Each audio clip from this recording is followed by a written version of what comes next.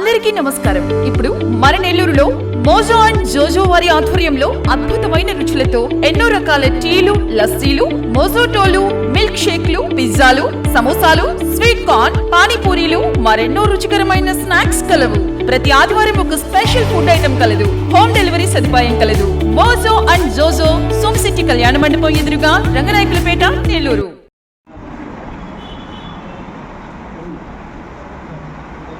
మామూలుగా ప్రజలందరూ జనాలందరూ కూడా స్వామివారి సేవ చేయాలనుకుంటారు.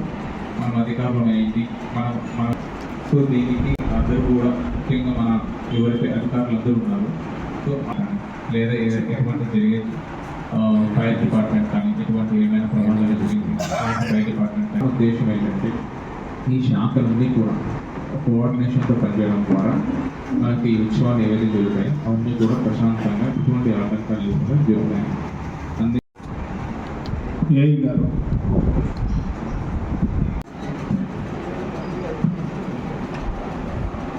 సో ఈరోజు మన ఈ దేవస్థానం రంగనాథ స్వామి వారి దేవస్థానం ఒక కోఆర్డినేషన్ మీటింగ్ అనేది జరిగిందండి.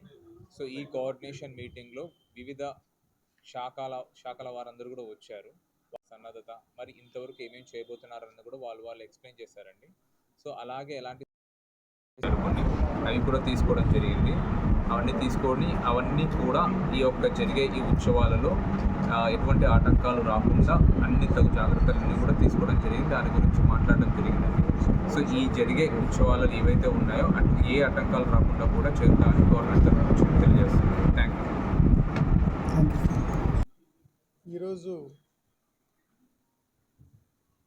మన నెల్లూరు సిటీలో వెలసి ఉన్న శ్రీ తల్పగిరి రంగనాథ స్వామి ఆలయ బ్రహ్మోత్సవాల సందర్భంగా కోఆర్డినేషన్ మీటింగ్ ఈరోజు అరేంజ్ చేయడం జరిగింది. ముఖ్యంగా ఆర్డీఓ గారి అధ్యక్షతన ఈ మీటింగ్ జరగడం జరిగింది.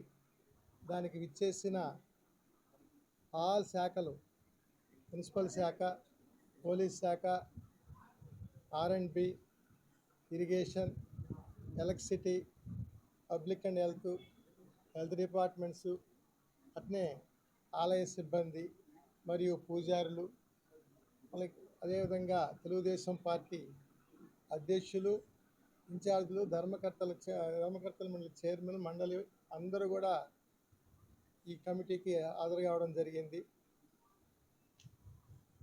ఈ సంవత్సరం జరగబోయే బ్రహ్మోత్సవాల్లో ఏ విధంగా జరగాలా, దానికి ఎవరెవరు ఏం జాగ్రత్తలు తీసుకోవాలా అని అన్ని డిస్కస్ ఆర్డీఓ గారు చేయడం జరిగింది. అట్లే పోలీస్ శాఖ వారు కూడా వారి యొక్క జాగ్రత్తలు, ట్రాఫిక్ కావచ్చు, లా అండ్ ఆర్డర్ కావచ్చు, క్రైమ్ కావచ్చు, వీటిలో ఏమేమి జాగ్రత్తలు తీసుకోవాలనేది కూడా చెప్పడం జరిగింది. ఇదే పూజారులు కూడా వాళ్ళు ఉండే ఇబ్బందుల గురించి వాళ్ళు కూడా చెప్పడం జరిగింది.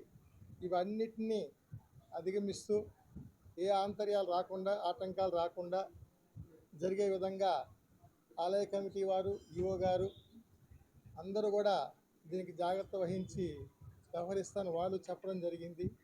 ఈ సంవత్సరం బ్రహ్మోత్సవాల్లో ముఖ్యంగా రథోత్సవం కావచ్చు, తెప్పోత్సవం కావచ్చు, ముఖ్యంగా ఆ రంగనాథుడికి ఇష్టమైన గరుడ సేవ కావచ్చు, ఇవన్నీ కూడా బాగా ఇంతకుముందు ఎప్పుడు జరగని విధంగా జరిగేటట్టుగా చూడాలని మన పురపాలక శాఖ మంత్రులు పొంగూరు నారాయణ గారు సూచనల మేరకు నేను కూడా ఈరోజు ఈ కోఆర్డినేషన్ మీకు అటెండ్ కావడం జరిగింది.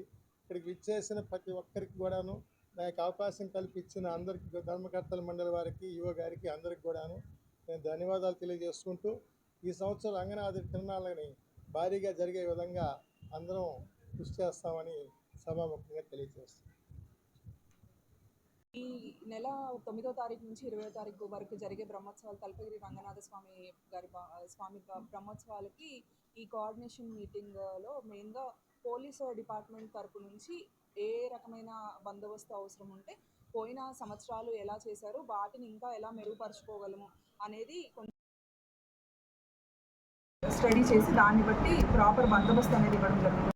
ఇదే కాక మనకి క్రైమ్ ప్రివెన్షన్కి క్రైమ్ పార్టీస్ కానీ, లేదంటే సీసీ కెమెరాస్, కంట్రోల్ రూమ్ నుంచి పర్యవేక్షణ కావచ్చు, and at the same time drone use చేసి ప్రోగ్రామ్ ఎలా జరుగుతుంది, ఎక్కడైనా ఏమైనా ఇబ్బందులు ఉన్నాయా, ఇలాంటివన్నీ కూడా గమనిస్తూ ప్రాపర్ మెజర్స్ అనేది తీసుకోవడం జరుగుతుంది.